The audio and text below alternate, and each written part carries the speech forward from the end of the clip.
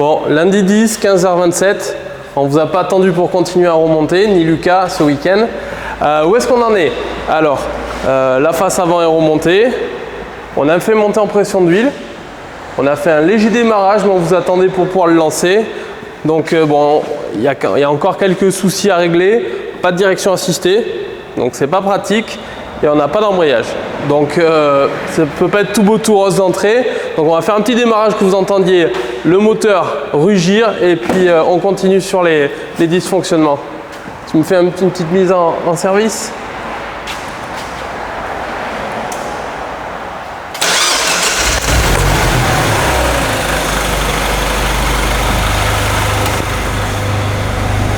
C'est suspect un petit peu. Ah, Xavier qui fait des...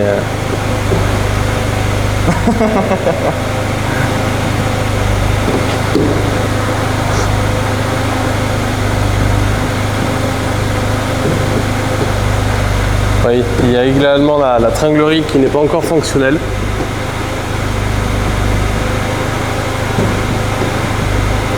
On a beaucoup de marge, on est lundi, on a encore beaucoup de marge. Allez, aujourd'hui mardi, donc comme vous pouvez le voir, pare-choc remonté, Xav hier on l'a bien fait tourner, donc là on s'apprête à faire les essais, un léger détail, on n'a pas de direction assistée, donc on a récupéré la tringlerie. Mon frère s'en est occupé, il y avait un réglage pour les câbles. Donc la tringlerie c'est ok, l'embrayage on l'a purgé, c'est revenu, donc ça c'est bon. Mais maintenant léger détail, pas de direction assistée. Donc là il est en train de tout redémonter pour vérifier les alimentations. Il n'y a pas de communication avec le calculateur de direction assistée. Donc même si je suis solide, c'est quand même vraiment, avec l'autobloc, c'est quand même vraiment dur. Donc on investigue, on va voir. On continue et puis la suite après sur la route pour les premiers essais. Allez, 30 secondes après avoir coupé la vidéo, il est en train de me dire que c'est une panne simple. Donc explique-nous, qu'est-ce que c'est? Alors là, il y a le fusible d'alimentation de la direction assistée qui est relié directement à la masse. Ah ouais. Donc il n'y a pas de courant. Ah oui. Bravo Xavier. Ou Mathis, je sais pas. Bon, hier soir, je suis allé rouler avec la voiture. Donc, premier fonctionnement, rodage, elle se comporte nickel. Pour l'instant, rien à signaler, mais bon, je reste sur des faibles charges, roulage, donc elle ne chauffe pas. La pression d'huile est bonne. Mais ce matin, mauvaise surprise. Donc j'avais mis un carton bon, qui n'était pas nickel, mais il y a de l'huile partout, mais partout dessous. Donc il va falloir ausculter, voir d'où ça vient. Je me suis roulé dessus, j'ai regardé. J'ai une petite idée d'où ça peut venir, mais on va voir ça en suivant. Bon, ça y est, j'ai trouvé la panne, je suis content. Je suis content, c'est le printemps. Aujourd'hui, j'ai rien à faire. Quelle aubaine. Donc la fuite. Qu'est-ce que c'était? C'était ni plus ni moins qu'un dégazage. Donc alors à la base c'était un 175, il n'y avait pas ce dégazage. Et là vu qu'on a monté un bloc de 200 chevaux, ils ont fait un dégazage qui remonte, un piquage pour que ça remonte et que ça mette à une mise à l'air libre du bloc moteur. Et vu que sur l'ancien montage on l'avait pas, on n'a pas fait attention. Et sur le bloc il y avait donc ce trou fileté, donc du 10-125, un pas fin. Donc j'ai dû faire un usinage d'une bague avec 2 joints cuivre comme les freins et une vis que je me suis servi, donc l'ancienne visserie de Culasse. Donc j'avais une vis qui allait bien. Donc là je ne sais pas si Lucas il va la mettre en photo, mais bon il y a de l'huile hein, du coup, tout était beau, tout était neuf. Mais là on a fait une bague, donc j'ai fait la bague, je l'ai tournée et donc il n'y a plus de fuite. On va pouvoir aller faire les essais routiers maintenant.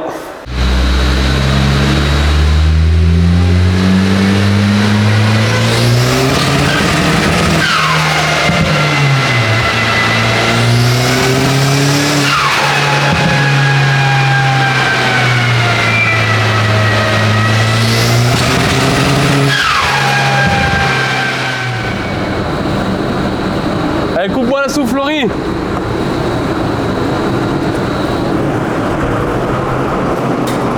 Bon.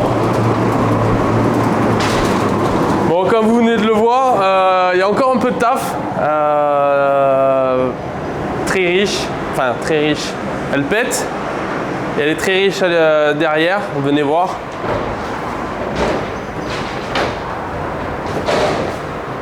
Donc là, à mon avis, par expérience, il doit y avoir, je vais démonter les bougies, mais il doit y avoir un cylindre qui ne donne pas, donc il doit être pauvre, donc c'est ça qui doit péter. Et les 3 autres, pour que la combustion finale soit bonne, doivent gaver d'essence pour qu'on doit se retrouver avec 3 bougies noires et une bougie claire. Je vois que ça, parce qu'elle est riche à l'échappement, elle pète. Bon, on va voir, on va continuer. Ça n'aura pas été si facile que ça de la mettre au point après tant d'années d'arrêt, mais c'est le jeu, quand on remonte un moteur, il y a toujours des aléas. Bon, ça fait un quart d'heure là qu'on réfléchit. Après, bon, Lucas va vous afficher la photo, moi je l'ai sur le téléphone. Et déjà avant le démontage, on avait des soucis de raté. Donc je m'en souvenais plus, ça faisait 4 ou 5 ans qu'elle était arrêtée, cette voiture, 4 ans. Sur la photo, on voit bien que le cylindre numéro 3 en partant de la distribution est clairement blanc. Et le cylindre 1, 2 et 4 est noir.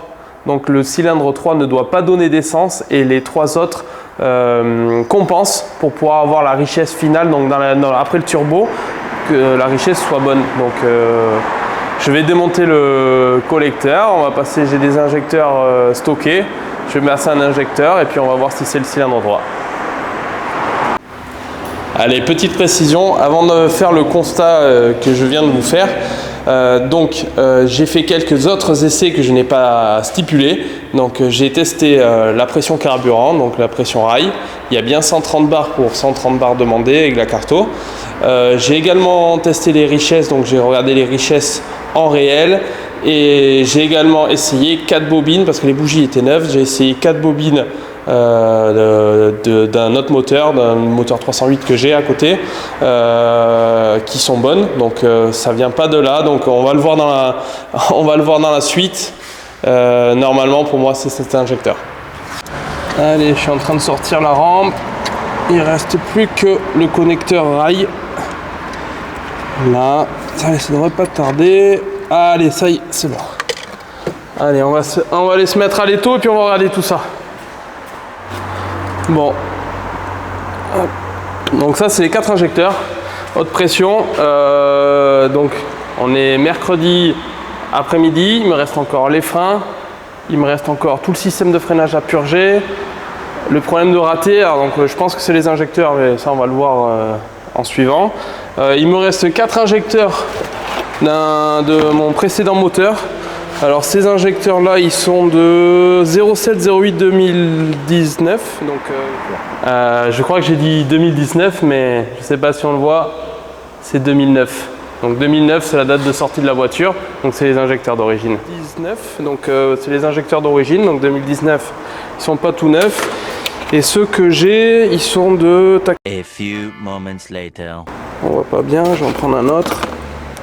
6.5 hours later. 0704 2013, donc là ils sont quand même clairement plus récents. Donc à la base je ne voulais changer qu'un seul injecteur à façon à cibler le problème, mais ce qui peut se passer c'est que s'il y a un débit qui est différent, s'il y a un injecteur, celui que je mets a plus de débit que les autres, on peut se retrouver sur un déséquilibre d'essence. Donc je vais mettre les 4 injecteurs de 2013 et puis comme ça on aura les 4 mêmes débits et on verra comment ça fonctionne. Allez, je remonte tout ça. Allez, je suis en train de remonter la rampe, donc j'ai remis les injecteurs sur la rampe et ensuite là je remets la rampe sur le moteur. Alors c'est vraiment pas facile d'accès, c'est quand même plus cool quand le moteur est démonté, mais bon, quand il faut y aller, il faut y aller. Donc là, je viens de remonter les 2 vis de fixation. J'en ai monté 2 sur 3. Voilà, ça arrive. Allez, hop. À la pêche.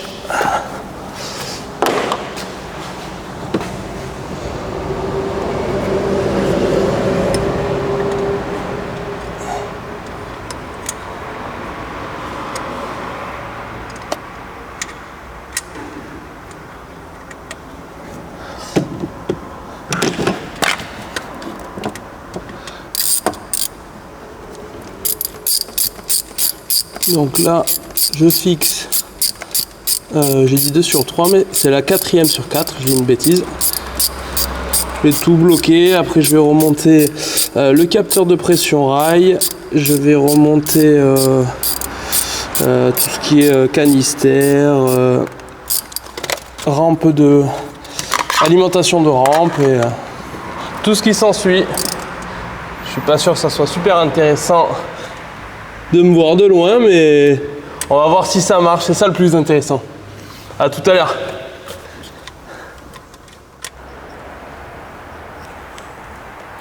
Bon, on est jeudi, pas loin de midi, donc là je me remets à travailler sur la 207, donc où est-ce qu'on en est? Donc on en est... Alors hier on a changé les injecteurs, pour vous résumer un petit peu, hier on a changé les injecteurs, donc le comportement moteur est clairement mieux.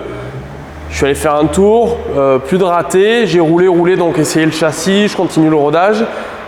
J'ai encore perdu, pas un cylindre, mais du coup j'ai eu des ratés d'allumage, donc les bougies étaient neuves, 1000 km à peu près. J'avais laissé ces bougies là pour faire le rodage. Mais là c'est les bobines qui sont vieilles. Alors d'habitude au client je fais tout d'entrée, bougies, bobines pour pas avoir de dysfonctionnement. Là je voulais rouler un petit peu pour la mise en route et après changer les choses. Donc là le timing commence à être serré, donc là je jette les pièces neuves de façon à pas être embêté sur circuit. Donc je vais mettre, là j'ai mis les bougies neuves, je suis en train de faire le jeu aux bougies. Alors vous voyez, pour optimiser l'électrode, pour optimiser la puissance, je modifie l'écartement. Donc j'ai un jeu de cale. Donc moi je règle à 0,55 à peu près, entre 0,50 et 0,60. D'origine il y a 0,75, donc du fait de rapprocher l'électrode, on a une puissance un petit peu plus optimum, donc ça permet d'avoir moins de ratés. Donc du coup là je suis en train de finir celle-là. J'en ai fait, donc j'ai fait les vieilles bougies, ça sera les bougies de secours. Là je suis en train de mettre 4 bougies neuves. Les bobines arrivent à 14h. Et puis ah oui, aussi également j'ai mis une sonde lambda neuve, c'est pareil, elle était 2008, donc pour pas être embêté, avoir un bon mélange. Donc je mets les bougies, les bobines, je monte les freins tout à l'heure, et puis après direction le banc. On va voir ce que ça donne. Bon, ça y est, je viens de monter les bougies, graisse, serrage au couple, donc ça c'est bon. Maintenant on va vous expliquer les cales, qu'est-ce que j'ai fait. Alors c'est le tourneur du coin, donc Lucas vous mettra une petite vidéo d'un perçage sur la colonne numérique. Les cales, je les ai fait faire sur mesure. C'est une belle pièce en alu. Donc étrier Mégane 2 RS et puis avec mes cales. J'ai mis une visserie 12.9, donc 12.9 c'est la classe, la résistance, donc plus on descend vers 8, plus c'est de l'acier à ferrer les ânes, et plus on monte vers 12, plus c'est de l'acier très costaud. Donc visserie 12.9, étrier, il doit y avoir les plaquettes qui sont par là, hop, plaquettes DS Uno, disque en 325, voilà, il n'y a plus qu'à monter, j'arrête de parler, je me mets à l'action.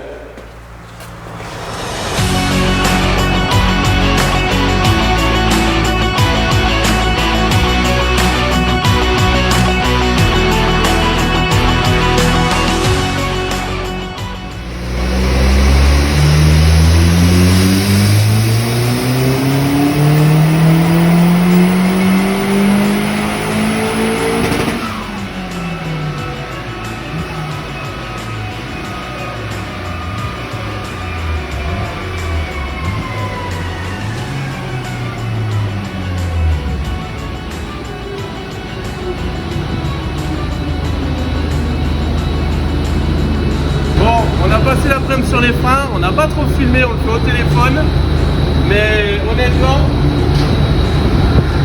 on avait sorti ça en 2015.